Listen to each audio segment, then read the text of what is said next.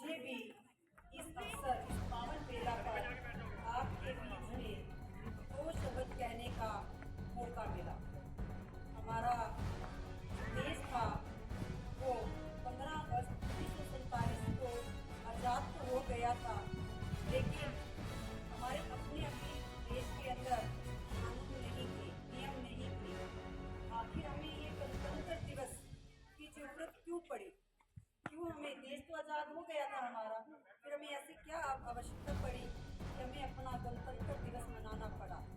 तो इसका यह कारण था, देश तो आज़ाद हो गया था, लेकिन अभी भी हमारे देश में जो अंग्रेजों के बनाए हुए कानून थे, नियम थे, हमें उन्हीं का पालन करना होता था। कहने का भाव ये है कि हमारा धर्म तो अपना बन गया था, लेकिन अभी भी उसके अंदर जो नियम थे वो दूसरे देश के चल रहे थे। हमें अपने देश के अपने कानून, अपने नियमों की जरूरत थी, इसलिए हमें इस संविधान को बनाना पड़ा। हमारा जो संविधान है वो पूरे विश्व में सबसे बड़ा और सबसे विकसित संविधान है। हमारा देश इसके रचयिता थे वो हमारे डॉक्टर भीमराव अम्बेडकर थे। उन्होंने 284 सदस्यीय कमेटी के साथ 2 वर्ष 11 महीने और 18 दिन लगभग इतना समय लेकर उन्होंने इस संविधान को तैयार किया और फिर देश को यह संविधान 26 जनवरी 1949 को समर्पित किया। लेकिन अभी ये लागू नहीं हुआ था, ये सिर्फ 26 जनवरी 1949 को बनकर तैयार ही हुआ था। इसको लागू करने के लिए, और आप सब जानते हैं कि जब भी सुभाष जी का नाम आता है तो आप लोगों के जहन में एक विचार आ जाता है, आप लोगों के मस्तिष्क पटल पर एक बात जरूर याद आएगी कि आजाद हिंद फौज। उस अकेले व्यक्ति ने आजाद हिंद फौज का निर्माण कर दिया। एक फौज जिसका मकसद था अंग्रेजों से लड़ना, अंग्रेजों की एक रॉयल आर्मी से लड़ना, जिसके पास शायद धन का बहुत बड़ा अभाव था। एक फौज बनाना, उस फौज के लिए वर्दी, उस फौज का मैनेजमेंट, उस फौज को लड़ने के लिए हथियार भी चाहिए, ये सब उस अकेले ने कर दिया। ये है हमारा एकात्मक पराक्रम कि एक व्यक्ति भी बहुत कुछ कर सकता है। दूसरा एग्जाम्पल हम नमन करते हैं, जब हमारा देश आजाद हुआ, आप सब जानते हैं कि सरदार वल्लभ भाई पटेल का नाम आप सबने सुना होगा। सरदार वल्लभ भाई पटेल एकात्मक पराक्रम का एक उदाहरण है, एक ऐसा एग्जाम्पल है।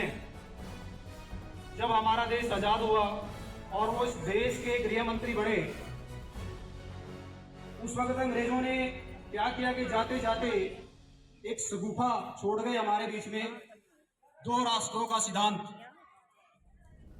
एक हिंदुस्तान और दूसरा पाकिस्तान। उसके बाद क्या किया, उन्होंने कहा कि ये भारत में जो 562 छोटी छोटी रियासतें हैं, हमारी तरफ से कोई बाध्यता या कोई कंपल्सन नहीं है।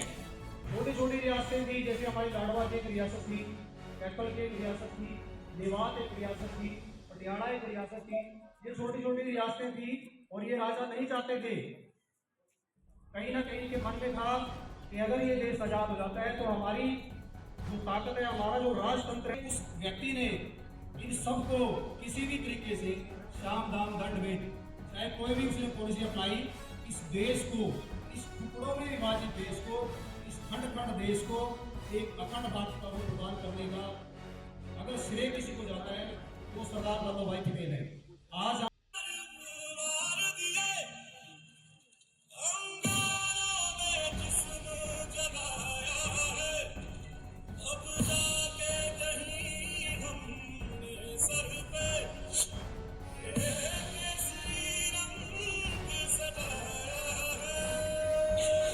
शाबाश शाबाश।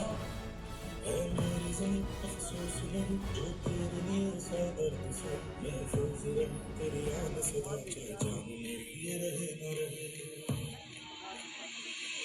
मेरी ज़मीं महबूब मेरी बस में तेरा इश्क है, फीका न पड़े कभी रंग तेरा जिस्म से निकल के खून में।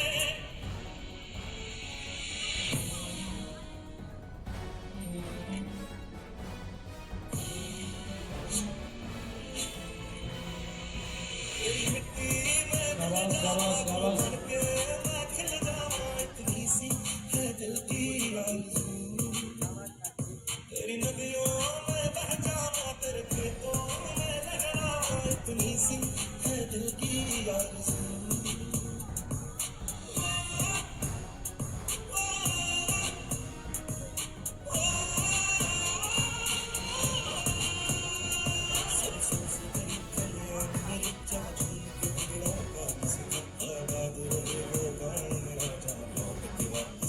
न सका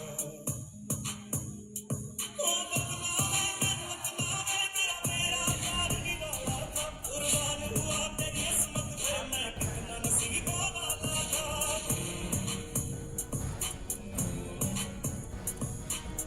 सुभाष चंद्र बोस जब उन्होंने ये प्रयास किया, छोटे बच्चे आराम से बैठ जाएंगे 10 मिनट। आप बैठो मैडम प्लीज।